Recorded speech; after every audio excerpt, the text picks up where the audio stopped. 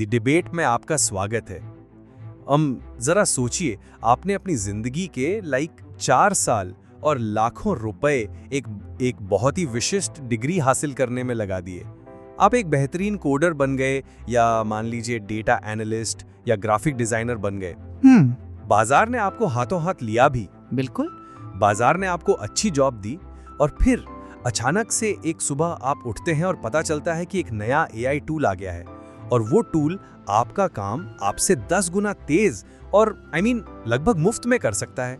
तो आज की इस क्रूर और तेजी से बदलती अर्थव्यवस्था में क्या आपकी जो गहरी विशेषज्ञता है वो आपकी सबसे बड़ी ताकत है, या फिर आपका सबसे बड़ा जोखिम? देखिए, ये एक बहुत डरावना लेकिन बहुत ही वास्तविक परिदृश्य है। हम रोज देख रहे हैं कि टेक इंडस्ट्री से लेकर फाइनेंस तक, मीडिया तक, हर जगह भारी छटनी यानी ले ऑफ्स हो रहे हैं। बाजार के नियम रातों रात बदल रहे हैं। अब आप महज एक परफेक्ट पुर्जे बनकर सुरक्षित महसूस नहीं कर सकते। एग्जैक्टली।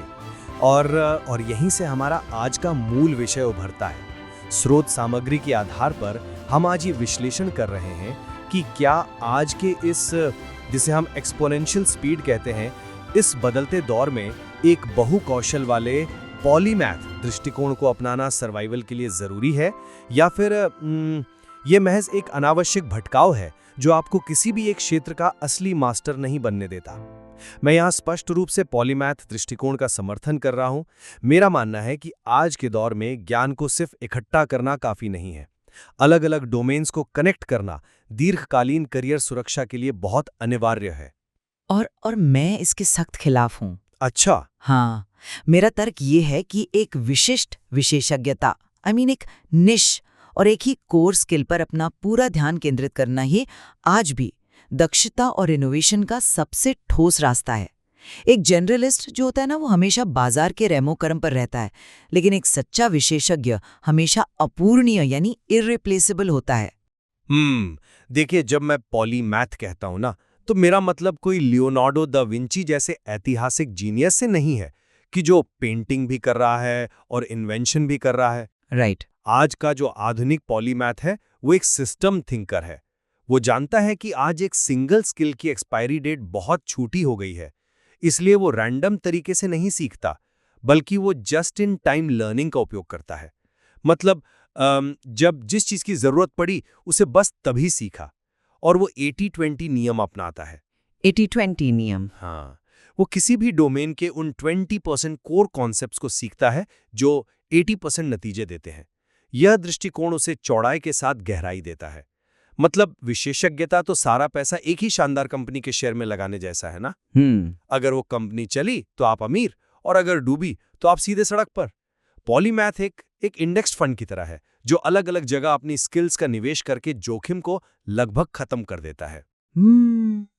आपकी ये इंडेक्स फंड वाली उपमा सुनने में बहुत आकर्षक लगती है, लेकिन कृपया याद रखें कि करियर कोई शेयर बाजार नहीं है। Fair point. स्रोत सामग्री में डीप वर्क और फर्स्ट प्रिंसिपल्स की जो गहराई से बात की गई है ना, उसे हम ऐसे ही नजरअंदाज नहीं कर सकते। डीप वर्क का मतलब है बिना किसी भटकाव के, बिना किसी डिस्ट्रैक्शन के अपनी पूरी दिमागी क्षमता को एक ही मुश्किल समस्या पर लगाना। जब आप अपना पूरा जीवन एक विषय में लगाते हैं, तो आप जो वैल्यू पैदा करते हैं वो लीनियर नहीं बल्कि एक्सपोनेंशियल होती है। मेरी नज़र में ये जो स्वशिक्षित पॉलीमैथ दृष्टिकोण है, ये एक बहुत बड़ा भ्रम है। भ्रम कैसे हो सकता है? ये तो अडेप्टेशन है। नहीं, क्योंकि ये लोगों को एक सतही एक शैलो जनरलिस्ट बना रहा है। पारंपरिक अकादमिक संस्थाओं जैसी कठोर संरचना और अनुशासन के बिना आप बस हर चीज का थोड़ा थोड़ा ज्ञान ले लेते हैं, लेकिन जब कोई वास्तविक और गंभीर संकट आता है ना, तो दुनिया उस इंसान को खोजती है जो उस एक काम का परम मास्टर हो। आप इसे सतही कह रही हैं, लेकिन चलिए इस बात की गहराई में चलते हैं कि पॉलीमैथ्स असल में सीखते कैसे हैं, और उनकी जो दक्षता है, जो एफिशिएंसी है, वो कहाँ से आती है। पॉलीमैथ्स कम समय में ज्यादा सीखते हैं क्योंकि वे लर्निंग स्टैक का उपयोग करते हैं। Learning stack? हाँ, जब कोई विशेषज्ञ सीखता है तो वो एक ही कुएं को बस और गहरा खोदता चला जाता है, लेकिन जो पॉलीमैथ है वो सिंथेसिस करता है। तो जरा हमारे श्रोताओं को समझाइए कि ये सिंथेसिस असल में काम कैसे करता है, क्योंकि एक विशेषज्ञ भी तो वो भी तो लेयर्स में ही ज्ञान हासिल करता है ना।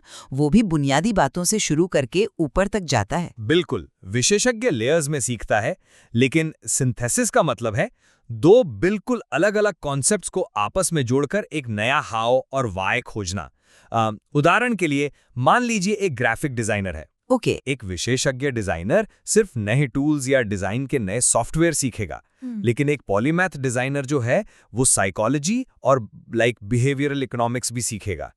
अब वो सिर्फ एक सुंदर डिजाइन नहीं बना रहा है, वो बिहेवियरल डिजाइन कर रहा है। इंटरेस्टिंग। उसे विज्ञान के आधार पर पता है कि किस रंग और किस शेप को देखकर एक ग्राहक के दिमाग में क्या केमिकल रिलीज होगा, राइट? और वो कौन सा बटन क्लिक करेगा। पॉलीमैथ एक नई जानकारी को तुरंत एक पुराने कॉन्सेप्ट से जोड़ देता है। कनेक्शन की ये स्पीड उसकी सीखने की स्पीड को कई गुना बढ़ा देती है। यही कारण है कि वो सतही नहीं होता। वो समस्याओं को एक ऐसे 360 डिग्री एंगल से देखता है जो विशेषज्ञ कभी नहीं देख पाता। देखिए, आपकी बात में दम है, मैं मानती हूँ, लेकिन जरा सोचिए, क्या हम इस प्रक्रिया में इंसानी दिमाग की एक बहुत बड़ी सीमा को नजरअंदाज नहीं कर रहे हैं? कौन सी सीमा? स्रोत में डीप वर्क के जिस सिद्धांत का उल्लेख है वो स्पष्ट करता है कि हमारा दिमाग असल में कैसे काम करता है। जब आप आज कोडिंग कर रहे हैं, कल मार्केटिंग पढ़ रहे हैं और परसों डिजाइन बना रहे हैं, तो आपका दिमाग हर बार नई चीज पर फोकस करने के लिए जो ऊर्जा खर्च करता है उसे कॉन्टेक्स्ट स्विचिंग पेनाल्टी कहते हैं। Right, context switching. हाँ, और ये इंसानी दिमाग के लिए एक भारी टैक्स की तरह है।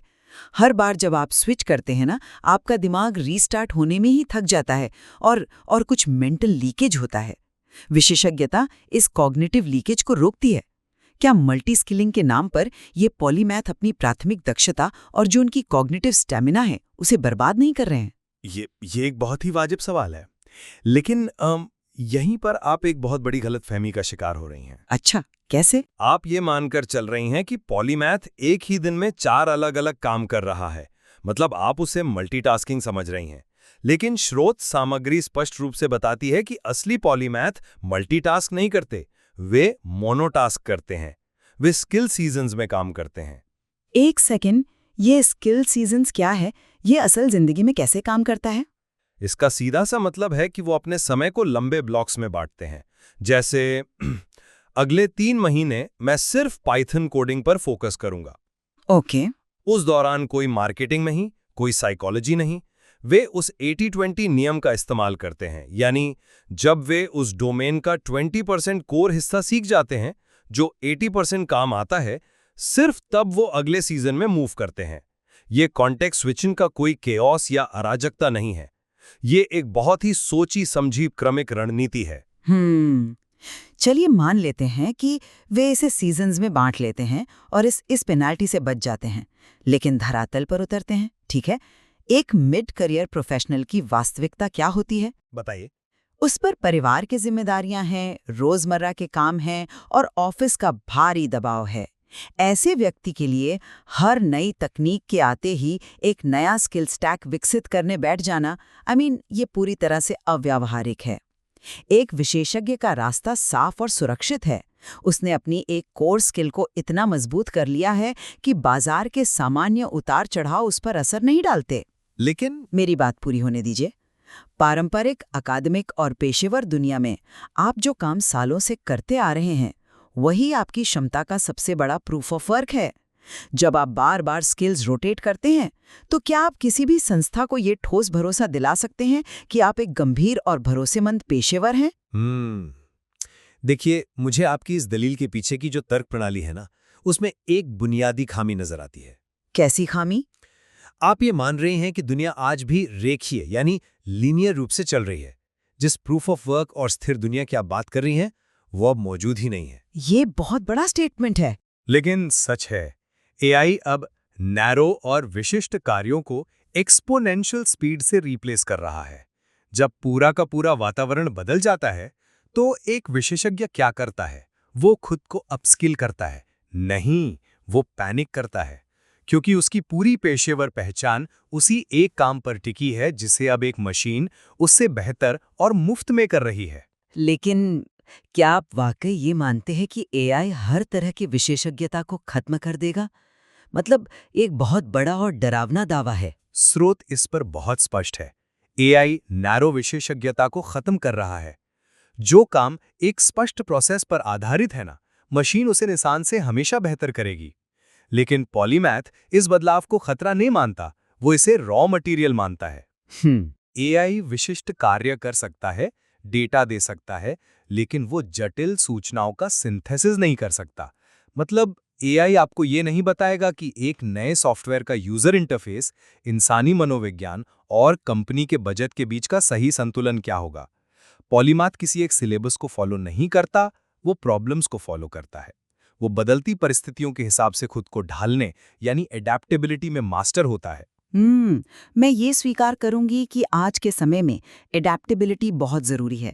लेकिन क्या आपने इस आधुनिक पॉलीमैथी के छिपे हुए खतरे को देखा है? कैसा खतरा? एक पॉलीमैथ को उथला होने से बचाने के लिए स्रोत सामग्री में ही टाइम डिजाइन, लर्निंग लूप्स और इमोशनल रेगुलेशन जैसे भारी भरकम सिस्टम्स की बात की गई है। एक औसत इंसान के लिए क्या ये निरंतर रखरखाव, मतलब रोज ये तय करना कि आज कौन सी स्किल सीखनी है, इस सीजन में क्या इंटीग्रेट करना है, क्या ये एक भयंकर मनोवैज्ञानिक दबाव और बर्नआउट का कारण नहीं बन जाएगा? ऐसा नहीं है। एक विशेषज्ञ की जिंदगी में एक ठहराव है, एक शांति है, उसे पता है कि उसका लक्ष्य क्या है। पॉलीमैथ तो हर दिन खुद के लिए एक नई भूल भुलैया डिजाइन कर रहा है। देखिए, ये बर्नआउट तब होता है जब आप इस पूरी प्रक्रिया को काम या टास्क समझते हैं। पॉलीमैथ के लिए सीखना कोई काम नहीं है, ये उसकी पहचान है, उसकी आइडेंटिटी है। और जिन कठोर सिस्टम्स को आप एक बोझ बता रही हैं ना, जैसे टाइम डिजाइन, वे असल में इंसान का मानसिक दबाव कम करने के लिए बनाए गए हैं। इसका सबसे मूल सिद्धांत है माइक्रो डिसीजंस को खत्म करना। माइक्रो डिसीजंस को खत्म करना, कृपया इसे थोड़ा और स्पष्ट करें कि ये दबाव कैसे कम करता है। बिल्कुल। देखिए, जब आप सुबह उठते हैं और सोचते हैं आज मैं क्या पढ़ूं या आज मुझे कौन सा काम पहले करना चाहिए, तो आपका दिमाग हर छोटे फैसले के साथ ऊर्जा खर्च कर रहा है। इसे हम डिसीजन फटीग कहते हैं। राइट। पॉलीमैथ इस फटीग से बचने के लिए थीम डेज बनाता है। वो अपनी जिज्ञासा को एक अनुशासित कैलेंडर में बदल देता है। जैसे सोमवार और मंगलवार को वो सिर्फ डेटा एनालिटिक्स करेगा, गुरुवार को सिर्फ क्रिएटिव राइटिंग। वो रोज फैसले नहीं लेता यार, उसने एक स्ट्रक्चर बना दिया है जो ऑटो पायलट पर चलता है। यही स्ट्रक्चर उसे बर्नआउट से बचाता है और उसका जो इमोशनल रेगुलेशन है ना, वो उसे ये बताता है कि कब उसे पूरी तरह से अनप्लग होकर आराम करना है। चलिए, ये सिस्टम वाली बात तार्किक है, मैं मानती हूँ। लेकिन चलिए एक कदम और आगे बढ़ते हैं, दीर्घकालिक करियर सुरक्षा और इनोवेशन की ओर। सुरक्षित करियर सिर्फ बाजार के थपेड़ों से खुद को बचाने के बारे में तो नहीं है ना? बिल्कुल नहीं। ये कुछ नया, कुछ मौलिक रचने के बारे में भी है। इतिहास गवाह है कि कई बार जीवन भर का अटूट फोकस ही वो गहरी समझ पैदा करता है जो दुनिया को बदल कर रख देती है। स्रोत सामग्री में फर्स्ट प्रिंसिपल्स थिंकिंग का बहुत गहराई से जिक्र है, जो कि मेरे हिसाब से पॉलीमैथ्स का सबसे बड़ा और सबसे धारदार हथियार है। एक सेकंड, मुझे अपनी बात पूरी करने दें।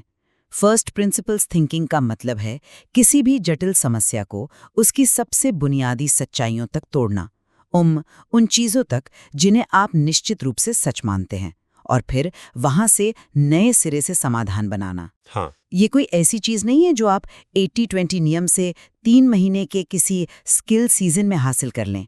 इसके लिए बरसों का तप चाहिए। क्या ये मौलिक काम कई डोमेन्स में एक साथ घूमते हुए किया जा सकता है? मुझे तो लगता है कि पॉलीमैथ अंततः केवल मौजूदा ज्ञान का एक अच्छा मैनेजर बनकर रह जाता है। वो ज्ञान का असली निर्माता यानी क्रिएटर कभी नहीं बन पाता। और यहीं मैं आपसे बिल्कुल असहमत हूँ। क्यों? क्योंकि असल में फर्स्ट प्रिंसिपल्स थिंकिंग का सबसे बेहतरीन उपयोग एक पॉलीमैथ ही करता है। जरा सोचिए, एक स्पेशलिस्ट अक्सर अपनी ही फील्ड की मान्यताओं और सदियों पुरानी परंपराओं में अंधा हो जाता है। वो हमारी इंडस्ट्री में हमेशा से ऐसा ही होता आया है वाले पिंजरे में कैद रहता है। ऐसा हमेशा तो नहीं होता। ज्यादातर होता है, लेकिन जब एक पॉलीमैथ किसी समस्या को देखता है ना, तो वो एक बाहरी इंसान, एक आउटसाइडर के नजरिए से आता है। वो फर्स्ट प्रिंसिपल्स का उपयोग करके उस डोमेन की रटी रटाई बोरोड थिंकिंग को चुनौती देता है। और श्रुत के अनुसार पॉलीमैथ का असली इनोवेशन है रिमिक्सिंग। रिमिक्सिंग मतलब क्या आप दूसरों के आइडियाज की कॉपी करके उन्हें मिलाने को इनोवेशन कह रहे हैं? नहीं, रिमिक्सिंग का मतलब कॉपी करना नहीं है। दुनिया के सबसे बड़े जो ब्रेक थ्रू आइडियाज होते हैं ना, वे अक्सर इंटरडिसिप्लिनरी होते हैं। जब आप दो बिल्कुल अलग-अलग क्षेत्रों की गहरी समझ को मिलाते हैं, तब असली इनोवेशन जन्म लेता है। एक पॉलीमैथ प्रोजेक्ट बेस्ड लर्निंग के जरिए थ्योरी को रियल वर्ल्ड में उतारता है। उदाहरण के लिए? जैसे जब एक कोडर संगीत के गणितीय नियमों को गहराई से समझता है, तो वो एक ऐसा नया म्यूजिक जनरेशन एआई बना सकता है जो किसी आम कोडर के बस की बात नहीं है। प्रोजेक्ट बनाते समय वो सिर्फ कंज्यूमर नहीं रहता, वो क्रिएटर बन जाता है, और उसका यही प्रोजेक्ट किसी भी पारंपरिक डिग्री से ज्यादा बड़ा प्रूफ ऑफ वर्क होता है। मेरी राय इससे बिल्कुल अलग है। बताइए। आप कह रहे हैं कि प्रोजेक्ट्स बनाना और दो अलग-अलग क्षेत्रों को मिलाना ही सबसे बड़ा इनोवेशन है। लेकिन एक विशेषज्ञ जब डीप वर्क की अवस्था में होता है ना, तो वो ज्ञान की उस 1% गहराई में जाता है जहां आज तक कोई इंसान नहीं गया। आप 80-20 नियम की बात करते हैं कि पॉलीमैथ 20% ज्ञान से 80% परिणाम लाता है, लेकिन आपको समझना होगा कि दुनिया को आगे ले जाने वाला असली इनोवेशन उस बचे हुए 80% प्रयास से आता है, जो वो विशेषज्ञ उस आखिरी 20% गहराई को खंगालने में लगाता है। जो इंसान हर कुछ महीनों में अपनी स्किल रोटेट कर रहा है, वो हमेशा ज्ञान की सतह से थोड़ा ही नीचे रहेगा। वो कभी उस चरम कोर को नहीं छू पाएगा जहां कैंसर का इलाज मिलता है या स्पेस रॉकेट डिजाइन होते हैं। आपकी ये बात बहुत वजनदार है और मैं इसके महत्व को समझता हूँ। लेकिन आप अभी भी पॉलीमैथ को एवरीथिंग नोअर या सब कुछ जानने वाला समझ रही हैं। तो वो क्या है? स्रोत स्पष्ट करता है कि आधुनिक पॉलीमैथ कलेक्टर नहीं है, वो एक नॉलेज फिल्टर है। वो एक कोर स्किल को चुनता है, उसे एक यूजेबल लेवल तक ले जाता है और फिर उसे छोड़ता नहीं है। अच्छा। हाँ, वह उसे अपनी दूसरी स्किल के साथ इंटीग्रेट करता है। यही स्किल स्टैकिंग कहलाती है। ये कौशल का संयोजन उसे एक अद्वितीय जगह लाकर खड़ा कर देता है जहां शायद ही कोई दूसरा पेशेवर मौजूद हो। ये संयोजन उसे अनिश्चितता के दौर में असाधारण रूप से लचीला बनाता है। लेकिन ये जो अद्वितीय जगह है, ये संकट के समय कितनी यथार्थवादी और स्थिर होती है। स्रोत में आइडेंटिटी शिफ्ट की बात की गई है, यानी खुद को किसी एक जॉब टाइटल या लेवल से मुक्त करना। राइट। यह सुनने में किसी सेमिनार के बौद्धिक भाषण जैसा लगता है, लेकिन जब बाजार में वास्तव में संकट आता है, किसी कंपनी में आग लगती है, तो वे एक जनरलिस्ट को नहीं बुलाते जो कहे मैं एक लर्नर हूं। वे उस फायर फाइटर विशेषज्ञ को बुलाते हैं जिसे ठीक-ठीक पता हो कि कौन सा वॉल्व बंद करना है। पॉलीमैथ की ये फ्लेक्सिबल पहचान बाजार में भारी भ्रम पैदा कर सकती है। बाजार में भ्रम पैदा हो सकता है, लेकिन पॉलीमैथ के खुद के दिमाग में कोई भ्रम नहीं होता। और यही आज की अर्थव्यवस्था में सबसे जरूरी बात है। जब एक विशेषज्ञ अपनी पूरी पहचान मैं एक सॉफ्टवेयर इंजीनियर हूं पर टिका देता है, और मान लीजिए ऑटोमेशन उस रोल को रातों रात खत्म कर देता है, तो वो व्यक्ति सिर्फ अपनी नौकरी नहीं खोता, वो अंदर से टूट जाता है। ये एक वैलिड पॉइंट है। पॉलीमैथ की पहचान फ्लेक्सिबल होती है। मैं समस्याओं को सुलझाने वाला इंसान हूं, मैं एक बिल्डर हूं, लेकिन उसकी वैल्यू स्थिर होती हैं। ये कोई किताबी दर्शन नहीं है, ये आज की क्रूर अर्थव्यवस्था में साइकोलॉजिकल रेजिलियंस यानी मानसिक सुरक्षा की सबसे बड़ी ढाल है। देखिए, हम इस चर्चा के एक बहुत ही दिलचस्प और निर्णायक मोड़ पर आ गए हैं। मैं आपकी एक बात से पूरी तरह सहमत हूं कि बाजार अभूतपूर्व तेजी से बदल रहा है, लेकिन मैं यह भी कहूंगी कि चाहे आप विशेषज्ञता का रास्ता चुनें या पॉलीमैथ का, उथलापन यानी शैलोनेस हम दोनों का ही सबसे बड़ा दुश्मन है। 100%। स्रोत सामग्री में जिस तरह से नॉलेज स्टोरेज की बात की गई है कि अपने दिमाग को सिर्फ रटने का गोदाम बनाने के बजाय उसे एक प्रोसेसर बनाना चाहिए, ये किसी भी पेशेवर के लिए अनिवार्य है। बिना मेंटल मॉडल्स के कोई भी आगे नहीं बढ़ सकता। इसके बावजूद मैं अभी भी मानती हूँ कि अत्यधिक फैलाव के जोखिम से बचने के लिए एक कोर डोमेन में गहरी जड़ें होना ही सबसे प्रामाणिक रणनीति है। और मैं इस बात का पूरा सम्मान करता हूं। बिना डीप वर्क और अनुशासन के पॉलीमैथी सिर्फ एक शौक बनकर रह सकती है। एक खतरनाक खेल बन सकती है। हमने देखा कि मेंटल मॉडल्स के बिना आप सिर्फ जानकारी के सागर में डूब जाएंगे। अलग अलग डोमेन्स को जोड़ने और सिस्टमैटिक तरीके से सीखने से ही आप एआई जैसे भविष्य के खतरों को अवसरों में बदल सकते हैं। स्रोत सामग्री में टाइम डिजाइन और अपनी पहचान को ढालने के जो तरीके बताए गए हैं वे हमें सच में ये सोचने पर मजबूर करते हैं कि हम अपनी ऊर्जा का निवेश कैसे कर रहे हैं। बिल्कुल। अंततः सवाल ये नहीं है कि कौन सा रास्ता आसान है। दोनों ही मार्गों की अपनी भारी चुनौतियां हैं। सवाल ये है कि हम अपने सीखने की क्षमता, जो हमारी लर्निंग एबिलिटी है, उसे कैसे जिंदा रखते हैं। चाहे एक ही पिलर को और अधिक गहरा करना हो या कई पिलर्स को जोड़कर एक नया ढांचा तैयार करना हो, ज्ञान का विस्तार कभी रुकना नहीं चाहिए। बहुत सही कहा आपने। आज हमने विशेषज्ञता बनाम पॉलीमैथी के इस जटिल और प्रासंगिक विषय के लगभग हर महत्वपूर्ण पहलू को छुआ है। अब यह तय करना श्रोताओं का काम है कि वे अपने भविष्य के करियर को किस नजरिए से देखते हैं। तो अगली बार जब आप अपने करियर के भविष्य और उस पर मंडराते एआई के खतरे के बारे में सोचें, तो खुद से एक सवाल जरूर पूछें। क्या आप इस तेजी से खिसकती हुई रेत में अपनी जड़ें और गहरी करना चाहेंगे, या फिर उस रेत के तूफानों को पार करने के लिए एक बहुआयामी कंपास का निर्माण करेंगे? चुनाव आपका है। सोचने के लिए बहुत कुछ है। द डिबेट सुनने के लिए आपका बहुत बहुत धन्यवाद।